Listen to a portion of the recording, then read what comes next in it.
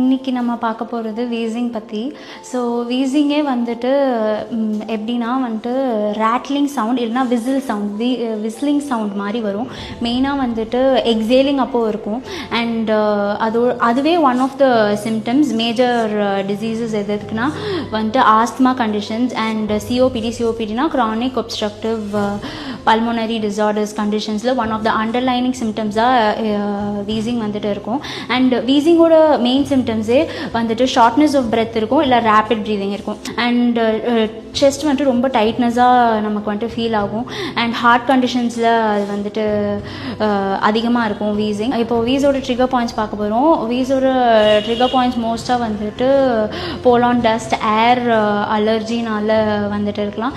And ஸ்மோக்கிங்கோட காசஸுமே இருக்கலாம், இல்லை genetic டிசார்டர்ஸாகவுமே கண்டிப்பாக இருக்குது. அண்ட் மோரோவர் அதுக்கு வந்துட்டு அக்குபஞ்சர் ட்ரீட்மெண்ட் மூலமாக நம்ம வந்துட்டு அதை குணப்படுத்த முடியும். நம்ம வந்துட்டு அக்குபஞ்சர் வந்துட்டு வீசிங்க்கு கொடுப்போம். அண்ட் டயட்டரி அட்வைஸும் கொடுப்போம். So nutrient dense diet and anti inflammatory டயட்டை நம்ம வந்துட்டு ப்ரிஸ்கிரைப் பண்ணோம்.